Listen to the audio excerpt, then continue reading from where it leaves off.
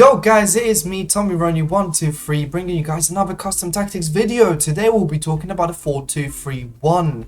Right guys, let's get straight into it. I think today I don't want to waste any of your time, let's get straight into it. And if you enjoy it, make sure to click like and subscribe as well guys. Make sure to check out also the community I've just joined on Facebook as well for trading tips and coaching. But guys, let's get into it. 5 width, 4 depth. Straight away I'm going to tell you that is the key. This is the formation you'd be starting with to kind of just gauge what's going on, kind of get that kind of perspective of, how will your opponent approach this game? Is he going to just go all out, or is he going to actually give you some space on the ball, give you some time? And if so, this is the best way to find out about it guys.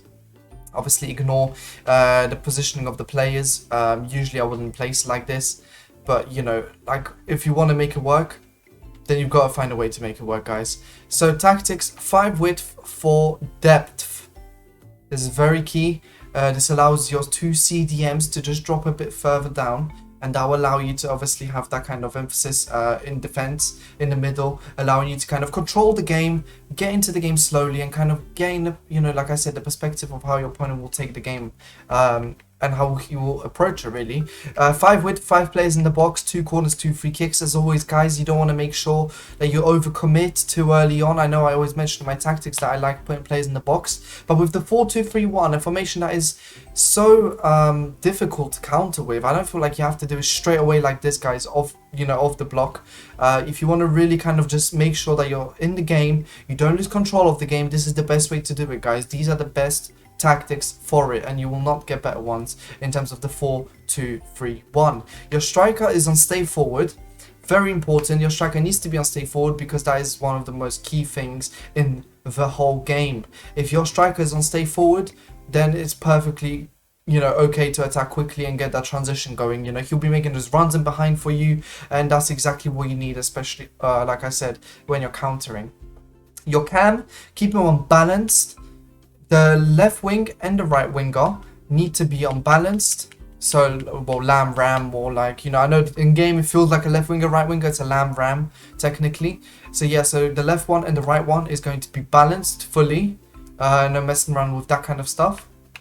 Now your CDM is going to be your stay back, cover center, the other one just on cover center, and then the left back and the right back on stay back while attacking. The reason for this is because if you have the right back and the left back on stay back while attacking, obviously what it will do is allow you to kind of ease into the game, make sure that is it safe to push them up, is it not safe, you kind of find that kind of stuff out quite early on. Obviously one CDM always needs to be on stay back while attacking, because this will allow you to have them covered for the defense, especially when someone's counter-attacking. This is going to be very key. Meanwhile the other one has to be unbalanced and cover center, so it's a box-to-box kind of center mid, and helping you to obviously take the attack forwards and create trouble for your opposition. Now, how would I place this thing together if I wanted to attack? I'd up the depth by 2 guys. I'll be honest, I'll still keep on balanced. Remember, the 4-2-3-1 works best when it is as balanced as possible because of how good the formation is all round. You have 2 CDMs helping out in defense, you have a cam in attack, you have a lamb and a ram helping out, but also they're not too far up so that they can help out in the midfield.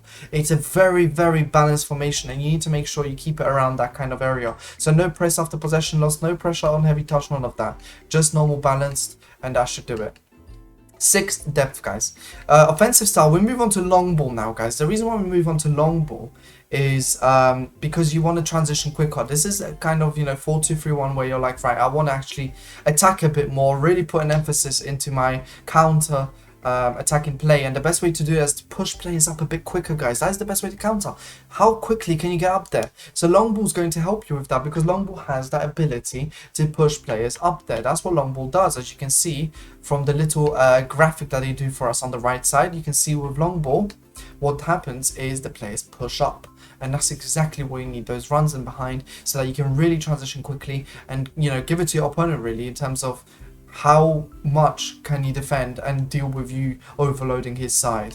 5 width, because like I said, you're trying to keep it as balanced as possible. You do not want to lose the shape, and width is very important in that. Players in the box are going to be moved up to 6, so you can actually put more players in there. It's just going to help you with making a another man make a run in there, so that's going to be like around 3-4 players in there that you can cut back to, that you can create trouble for the opposition with, and that's the key thing here guys. 6 players in the box for that. Now, in terms of instructions, the striker stays forward, nothing changes there, and that obviously kind of makes sense. You wouldn't want to change the striker too much. Your cam actually is on stay forward now, because your cam is obviously going to be up there, creating those 1-2 plays with your lamb, your ram, your striker, you know, your CDMs, anyone. Your cam is going to be the central point of it all, because that's where everything starts, basically. So that's exactly what you need, guys. The ram and the lamb need to get into box for cross. This helps with all the long ball kind of stuff. It helps your players to just get up there, get into the box, and create trouble for your opposition. Now, one of your CDMs is still on stay back cover center, because like I said, this is not a gung-ho formation where you're going to just push up and basically not give a damn about what's going to happen. And so therefore you have to make sure you keep on stay back cover center, the other one on cover center balanced. Once again, you need a box to box player, because otherwise what you'll have is you'll have trouble trying to create, you know, chances from that middle space and recycling the ball. You will not be able to recycle the ball without it. And your right back and your left back need to be unbalanced. This is very, very important. The reason why your right back and your left back go unbalanced is because this pushes up your ram and your lamb forwards. They can't occupy the same space because of the game's code, meaning that your ram and your lamb will push up into left wing, right wing positions, creating those overlapping runs, which you can't, obviously the opposition can't deal with at all, guys. And I hope this helped you. Obviously, make sure to comment, like I said before. Make sure to like and subscribe, guys. Thank you so much to all of you for watching. Thank you so much to all of you for your support. Share with your friends, guys. And until next time, peace.